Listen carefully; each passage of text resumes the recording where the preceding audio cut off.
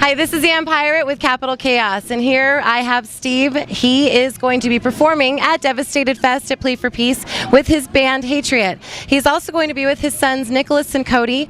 You may know Steve from some of his other projects such as Exodus and Testament, and we're going to go ahead and discuss some things that have been going on with him and just music and life in general. So, what is going on with you, Steve? How is life, and how are you doing today? Good. I got my kids with me doing this new project. This is what I'm doing right now.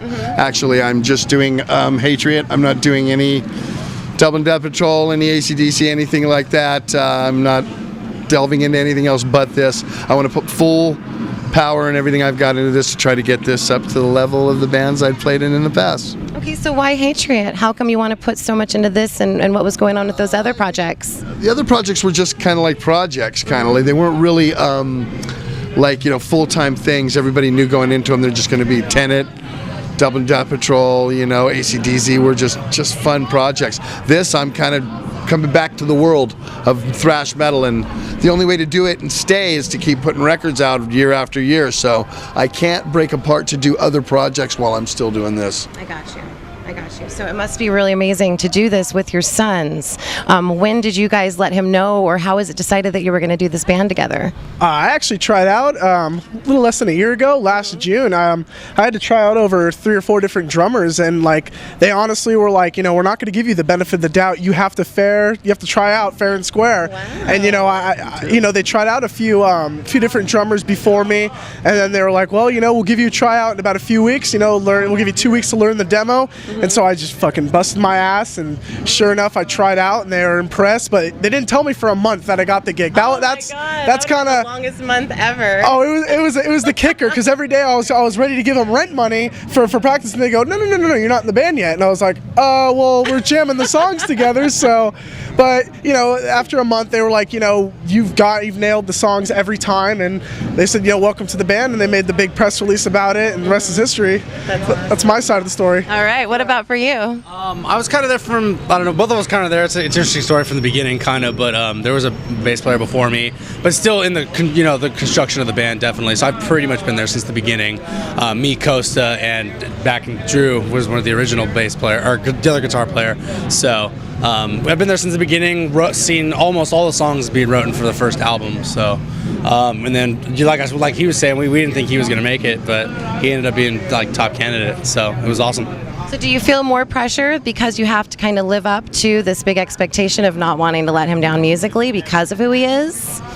Absolutely. I feel a little pressured, but I just practice. I just practice and focus and just do my best, and everyone seems to be giving me positive feedback, so I guess it's working. Yeah. That's just the only attitude you can have. I didn't get to play music on this level for as many years as I did, letting guys come in and out as they please, so I wanted to make sure that the members are right. It just happened to work out that these guys tried out and got the gigs, and they were good enough to play. And in fact, Cody got his first bass when he was like 12 or 13, I think, and he'll be 23, and Nick was 10 or 11 when he got his first drums, and he'll be 20 this year. So they've been playing quite some time now.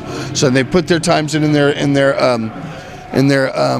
garage type bands and the others, so they were ready, and they were ready to do this on this level. So now they've got a record out now, and there is expectations, like you said. I don't think that because you're here now it's time to back off. It's time to step it and go forward even harder and be better than you can be. So yeah, it's definitely being pressured, being his sons, and everyone's looking at you too. I'm up there with big players now, and you're in the same ranks as other guys that you want to be just as big as, and it's like everyone's kind of looking at you to see if you're there because of novelty, or if you can actually hang, So and that's a lot of it too, because they're my kids. People are like, wow. Well, Zetro's been in the business almost 30 years, sang in Legacy, Testament, Exodus, 10, and Double and Death Patrol, and now he's got his kids in the band. You think he's just milking the business and for that? And I don't think so, because these guys are great players, and Heroes of Origin is a great record and really strong. So I've never put out anything that's not that good musically. I've always felt that the stuff I've put out has rocked and been heavy, and I wasn't going to stop with this band, not by any means. Okay, so for Heroes of Origin, did you work with anyone on that album, or was that something that you just did just with this band, or did you collab with anyone? Well, Costa Varvatakis, our guitar player, and myself wrote all the songs, and then we worked with Juan Urtiega from Trident Studios, who had done the last couple of Machine Head records, Testament records, he's done Exodus, and he kind of produced it a little bit and did a great job on it. Made everybody for their first time feel very comfortable in the studio. Yeah. So we basically worked with him. Okay, and have you seen anything as far as feedback from the press or from the public as far as anything positive or negative in either way? Have you seen anything that you may or may not have liked? We've only seen positive. We haven't seen any negative. I've only read good reviews about it. I've seen 10 out of 10. I've seen 5 out of 5. I've seen a top review. I haven't seen a bad one. 75%. I haven't seen too many bad ones, so it's been really good. The fan reception and the press as well. You know, Metal Hammer UK, which is huge magazine, gave an 8.5 and said, you know, these guys are going to be huge. You know, so it's a good feeling to have.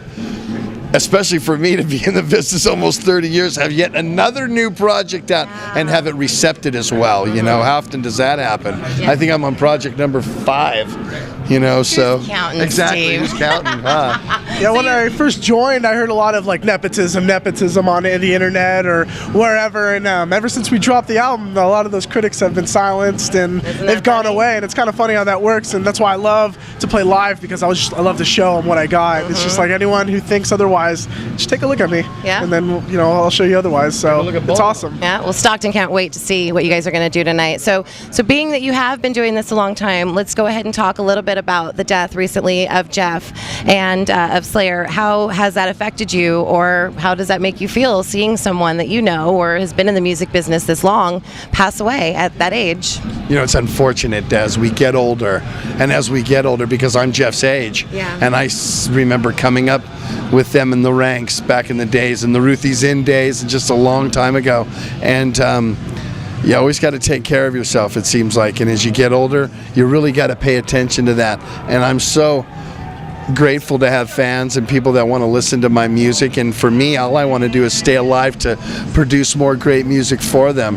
So that's really kind of the sad part of it all, because he was such a big part of the writing and performing of Slayer, and I will miss that, and I will miss him. So it is definitely a piece of our genre that has gone away, and we haven't had one of those yet. I think Paul Bailoff would have been the next biggest death in, say, thrash, but to have Jeff die the way he did and at his age, and just at the age of thrash metal to where it is now, it's just kind of sad. It's really sad. There's nothing more you can say about it. We dedicate tonight's set and then the rest of the sets for the rest of the year to Jeff.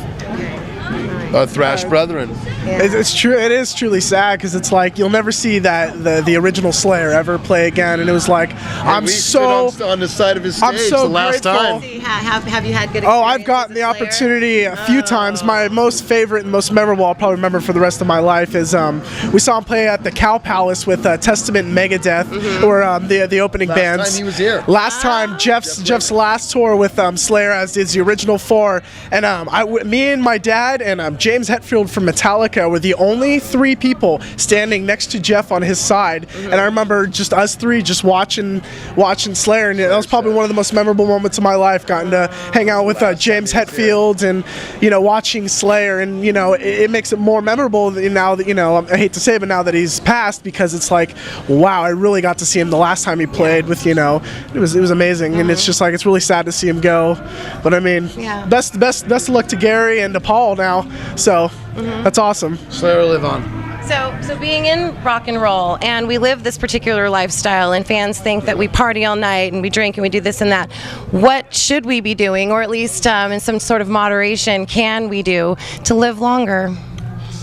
Take care of yourself. I mean, you can have fun. Definitely pick and choose your battles like anything else, man. But as you get older, it's going to break down on you. It's going to break down eventually. So you have to take care of yourself. Eat right. Exercise. There's time for party. There is time for that. These guys are young. They're gonna party. Sure, they're gonna party. Then they're gonna have some good time. He's like, just wait till after the show, Dad. They're very smart too, and they've seen what's happened to some from our genre, and then they've known very closely, so they're not going to fall into that realm as well. There's room for party. I mean, any one of them could be drinking right now, and they're not choosing to. Yeah. They're choosing to worry about their performance sets tonight. That's more important than anything, so that works out well. That's good stuff. So what else can we expect to see from Hatriot? What's going to be happening tonight after the show? Where can we look to see you next? Good question. Come on in here. Drag them in here. What's going on with Hatriot? Tell him, Costa. This is Costa, our guitar player. Hi. Working on next album, actually. Elaborate. Process of writing songs right now. Okay. Just getting some riffs together. Hopefully everyone likes it. Kind of very much in the vein Heroes of Origins, going in, just kind of trying to continue on that. You know, just bringing the breakneck thrash with a little modern twist to it. All right, all right. And any idea where you're going to be playing, touring? Where you? Next couple shows are in. I think we're in Santa Cruz in the next 3 weeks with Band of Orcs at the Catalyst on June 22nd, and around the country. Here and there, you know, spottingly. I know we're going to be in Europe in November and December with Toxic, so that stuff's coming up. And right now you're with Massacre Records? Yes, Massacre Records. Sponsors, what do you have going on? We're endorsed by Jackson Guitars, and you know we have Peisty endorsement for cymbals. So there's a couple people working. Nady gives us wirelesses and earpieces so we can hear ourselves. So we have some cool people that are behind us for sure. All right. Well, we are really, really honored that you took the time to meet with Capital Chaos. We love Capital Chaos. We always meet with Capital Chaos. Yeah, well, this is my first time, and I'm very, that's very great. grateful to meet Thank you. So Nice to meet you. Thank you guys so much. If you thank want you. to say anything that you'd like to, Slayer. We already talked about Slayer. You weren't paying attention. Thrash bands wouldn't be alive today if it wasn't for Slayer. Fucking Slayer. Favorite Slayer song? South of Heaven. There is no other song. War Ensemble. Yeah, I don't know. All of them. Yeah, all of them happen too. Anything Heaven. Altar of Sacrifice. Nice. Is there anything else you guys would like to say to your fans, to anybody that's going to watch this, or anybody that's listening to the world? Actually, all the Capital Chaos always gets on Blabbermouth, and people always see it. So, so we'll see you guys out and around the country and kicking ass. Stay metal, stay heavy.